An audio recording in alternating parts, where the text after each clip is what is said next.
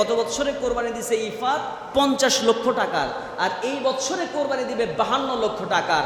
সব সোশ্যাল মিডিয়ার লোকজন রেডি হলো যে তুমি 19 বছরের একটা ছেলে এতগুলো টাকা দিয়ে কোরবানি দিতে চাও, 12 লক্ষ টাকা দিয়ে ছাগল কিনতে চাও, এত টাকা তুমি পাও কই? কেঁচো খুঁড়তে সাপ বেরিয়ে আসছে। তখন বলতেছে তোমার বাবার নাম কি? তখন ওর বাবার নামটা সুন্দর করে বলে দিয়েছে, সে হচ্ছেন রাজস্ব বোর্ডের ঊর্ধ্বতন একজন কর্মকর্তা। সেই ব্যক্তির নাম হচ্ছে ডক্টর মতিউর রহমান।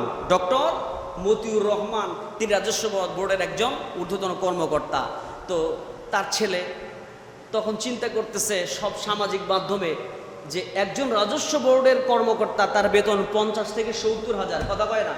ট্যাক্স নাই, ভ্যাট নাই, যারা বোঝেন নাই, রাজস্ব খাতে যারা কাজ করে তা তো ট্যাক্স নাই, ভ্যাট নাই, এদের বেতন 50 থেকে 70, সিনিয়র যারা আছে 70 হাজার টাকা বেতন দিয়ে তার সন্তানের লেখাপড়া, খাওয়া দাওয়া, আবার ঢাকায় ফ্ল্যাট কেনা, যে ফ্ল্যাটের দাম 50 কোটি, আবার তার নিজের ব্যাংক অ্যাকাউন্টে থাকে 150 কোটি, তারপর আশপাশে জমি জমার হিসেব নাই। অবশ্যই ওই লোকের কাছে রাত যখন 12টা বাজে জিব্রাইল আমিন এসে এসে মানে বিফকেট ভরে টাকা পাঠায় দেয়। কথা কয় না? কে আসে? জিব্রাইল আসমান থেকে নেমে আসে তার কাছে টাকা দেয়। তাছাড়া তো 70 হাজার বেতন দিয়ে এরকম করার সম্ভব না। তখন দেখেন, আমি শুরুতে একটা আয়াতে কারিমা তেলাওয়াত করেছিলাম, সেটার লাইনে আসতেছি। তখন সেই মতিউর রহমান ভয় পেয়ে গেছে, 12 লাখ টাকা দিয়ে আমার ছেলে ছাগল কিনবে। এটা যখন সোশ্যাল মিডিয়াতে ভাইরাল, তখন সে বলতেছে ইফাত নামে আমি ডক্টর মতিউর রহমানের কোন সন্তান। চিন্তা করতে পারেন আপনি? দুনিয়াতেই যদি অবস্থা হয়, ও চিন্তা করতেছে যে বেনজিরের মতো না জানি আমারও সব দুর্নীতি দমন কমিশন টেনে সব বের করে দিয়ে আমারও ফাঁসাইয়া দেবে। অতএব নিজে বাঁচলে বাপের নাম। ও তখন নিজেকে সেভ করার জন্য তখন সন্তানকেই বলে ফেলতেছে ও আমার সন্তান নয়, ইফাত নামে আমার কোনো সন্তান নেই। প্রিয় ভাই আমার, সেই কথাটাই আমি বলতেছিলাম। দেখেন, আল্লাহ রাব্বুল আলামিন সেই কথাটা কোরআনুল কারীমের ভিতরে বলে দিয়েছেন। কি বলেছেন? আসুন আমরা আস্তে আস্তে করে সে আলোচনার দিকে চলে যায়। যে জমিনে যদি এই সিচুয়েশন তৈরি হয়ে যায়, সামান্য কিছু টাকা যেটা আমি কবরেও নিতে পারবো না, সামান্য কিছু পয়সা যেটা আমার সন্তানের সুখের জন্য, আমার নিজের সুখের জন্য ব্যাংক ব্যালেন্স করে গেলাম, যেটা দুনিয়াতে দুর্নীতি দমন কমিশনের ভয়ে আমি আমার সন্তানকে চিনছি না বাবা হয়ে, তাহলে হাসরের ময়দানে অবস্থাটা কেমন হবে ওই সমস্ত বাবার, ওই সমস্ত সন্তানের? কথা বলে চিন্তা করার দরকার আছে না নাই? এই আয়াতগুলো, তাফসিরগুলো শোনান, তাহলে বুঝবেন যে অবৈধ টাকা ইনকাম করে কোরবানি করে আমার কি লাভটা হলো। অবৈধ টাকা ইনকাম করে এত করে এত বাড়ি ঘর, এত জমি জিরাত, এত ব্যাংক ব্যালেন্স করে আমার লাভটা কি হলো?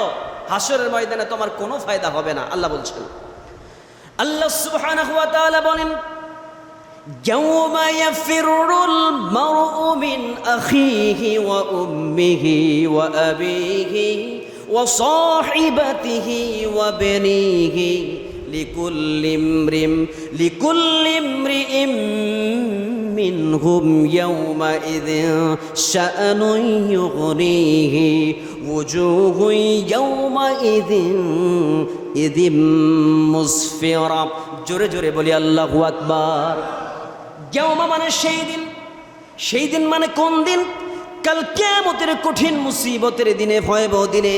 ইয়াফিরুল মারউ, মানুষ সেই দিন বলবে, কি বলবে? মিন আখিহি, সেই দিন মানুষ কি করবে? মানুষ পালন করবে। মিন আখিহি, তার ভাইয়ের নিকট থেকে। ওয়া উম্মিহি, তার মায়ের নিকট থেকে।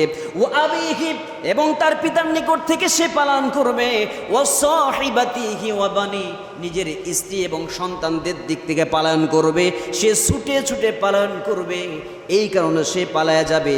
লিকুল্লি ইমরিইম মিনহুম ইয়াওমা ইযিন শাআনুন ইউগনি, যাতে করে সেই দিন প্রত্যেকে সে গুরুতর একটা অবস্থার কারণে, ভয়াল একটা অবস্থার কারণে, বিভীষিকাময় সেই কঠিন দিনে নিজেকে নিয়ে সবাই ব্যস্ত হয়ে যাবে। সেই দিন কেউ কারো জন্য টেনশন করবেন না। বাবা তার সন্তানের পরিচয় দেবে না, তার সন্তান তার বাবার পরিচয় দেবে না, স্বামী এবং স্ত্রী কেউ কারো পরিচয় দেবে না, সবাই নিজেকে নিয়ে ইয়া নাফসি করতে তারা ব্যস্ত হয়ে যাবে। কথা বলেন ঠিক কিনা? ও মুসলমান, তার কারণটা কি?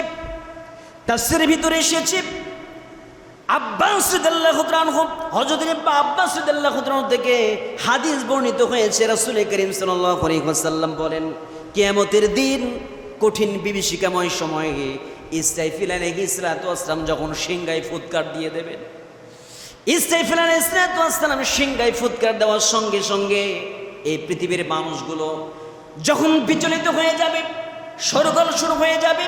ইযাস সামাউ ফাতারাত ওয়া ইযাল কাওয়াকিবু তাসারাত ওয়া ইযাল বিহারু ফুজ্জিরাত। জোরে জোরে বলি আল্লাহু আকবার। আসমান ফেটে ফেটে পড়বে, জমিন তার ভেতরে সব কিছুকে উদ্গীরণ করে দেবে। আর মানুষ বলবে, মানুষ যখন চিল্লাচিল্লি করবে, ছটফট করবে, ছোটাছুটি করবে, এত কিছু বানালাম, এত কিছু করলাম, আজকে তো সব মাটির সঙ্গে মিশে গেল। সেই কঠিন বিভীষিকাময় সময় ইসরাফিল আলাইহিস সালাতু ওয়াস সালামের সিংহায় ফুৎকার দেওয়ার কারণে, বিকট আওয়াজ হওয়ার কারণে প্রত্যেকটা মানুষের কানের তালা ফেটে ফেটে রক্ত বের হওয়া শুরু হবে। সেই কঠিন মুসিবতের সময় অবস্থা হবে এমন, সেদিন মানুষ তার নিকটাত্মীয় দেখে পালায়ন শুরু করবে।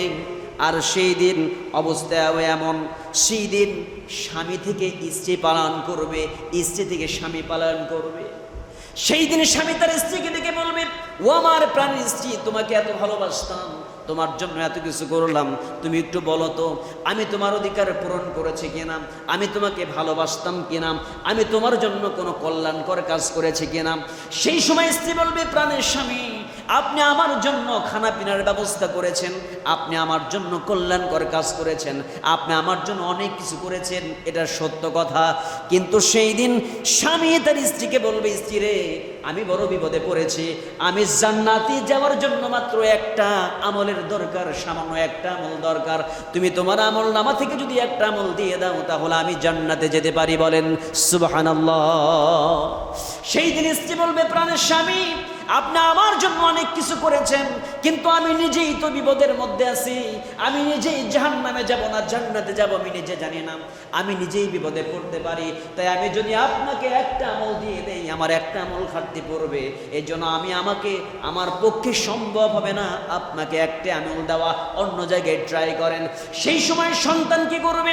সন্তানের কাছে বাবা যখন ছুটে যাবে, ও আমার কলিজার টুকরা নয়নের পুতুলি সন্তান রে, তোর জন্য হালাল চিনলাম না, হারাম চিনলাম না, হালাল হারাম না চিনে, খেয়ে না খেয়ে কত কষ্ট করে উপার্জন করে কোটি কোটি টাকা তো পৃথিবীতে রেখে আসছিলাম, তুই তো মার্সিডিজ ব্র্যান্ডের গাড়ি চড়তি, গাড়ি চড়ে বেড়াতি, ভালো খাইতে ভালো থাকতে, কত কিছু তোর জন্য করলাম, আমার মাত্র একটা মাত্র আমলের দরকার, একটা আমল যদি দিয়ে দাও আমি ওই জান্নাতে বসবাস করতে পারি, না বলে আমার জন্য জাহান্নাম হয়ে যায়। সেই সময় সন্তান বলবে, বাবা গো, আমি তোমার জন্য কিছুই করতে পারবো না, আমি নিজেই তো হতাশার মধ্যে আছি, আমি নিজেই ইয়া নাফসি আমার নফস নিয়ে ব্যতিব্যস্ত আছি। সন্তানের কাছে গেলে একই কথা বলবে, স্ত্রীর কাছে গেলে একই কথা বলবে, প্রতিবেশীর কাছে গেলেও একই কথা বলবে, এমনকি সবাই ছুটবে নবীদের কাছে, আদম নবী একই কথা বলবে, নূহ নবী একই কথা বলবে, সমস্ত পয়গম্বর একই কথা বলবে, আমার নবীর কথাটা একটু ব্যতিক্রম হবে। আর সেই সময় হযরতে একজন নবী যার বাবা দুনিয়াতে ছিল না, সেই নবীর নাম হচ্ছে ঈসা আলাইহিস সালাতু ওয়াস সালাম। ঈসা রূহুল্লাহ। ঈসা আলাইহিস সালাতু ওয়াস সালামের কাছে যখন তার উম্মতের লোকগুলো বলবে, যে বলবে, ও নবী একটা আমলের ব্যবস্থা করে দেন, একটু আল্লাহর কাছে সুন্দর করে আমাদের জন্য আপনি সুপারিশ করেন।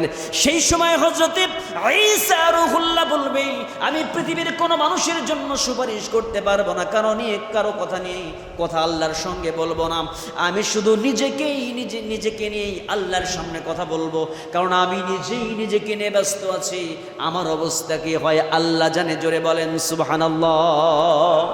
ইভেন এমনকি আমি আমার জন্ম দিয়েছেন যেই মা হযরতে মারিয়াম আলাইহিস সালাতু ওয়াস সালাম, যে মায়ের পেট থেকে ভূমিষ্ঠ হয়েছি, আমি আমার আল্লাহর সামনে আমার মাকে নিয়েও কোনো কথা বলবো না, মার পক্ষে আমি সুপারিশ করব না। জোরে জোরে বলেন আল্লাহু আকবার। যেই দিন ঈসা আলাইহিস সালাতু ওয়াস সালাম নিজেকে নিয়ে ব্যস্ত, মূসা নবী নিজেকে নিয়ে ব্যস্ত হয়ে যাবে, সেই কঠিন বিভীষিকাময় সময়ে কোনো আমলের কাজ আমল দিয়ে সবাই যখন নিজের আমল নিয়ে ব্যস্ত হবে, কারো কাছে কোনো রকম সাহায্য পাওয়া যাবে না। সেই সময় প্রত্যেকটা মানুষ হাসরের ময়দানে উলঙ্গ অবস্থায় উঠবে, নগ্ন অবস্থায় উঠবে, পোশাক থাকবে না, এমনকি কোনো ব্যক্তির খাতনা পর্যন্ত থাকবে না। রাসূল সাল্লাল্লাহু আলাইহি ওয়াসাল্লাম যখন এমন করে বলছিলেন, হযরত আয়েশা সিদ্দিকা রাদিয়াল্লাহু তাআলা বলেন, ইয়া রাসূলুল্লাহ, হাসরের ময়দানে প্রত্যেকটা মানুষ উলঙ্গ হয়ে উঠবে, কোনো মানুষের নাকি পোশাক থাকবে না। ইয়া রাসূলুল্লাহ, তাহলে তো একে অপরে সবাই তো দেখাদেখি করবে। রাসূল বলবেন, আয়েশা রে, তুমি কি মনে করেছো সেই দিন এমন কঠিন ভয়াল অবস্থা হবে, প্রত্যেকটা মানুষ নাফসি নিয়ে ব্যস্ত হয়ে যাবে, কোনো মানুষ কোনো মানুষের দিকে তাকানোর সুযোগই পাবে না।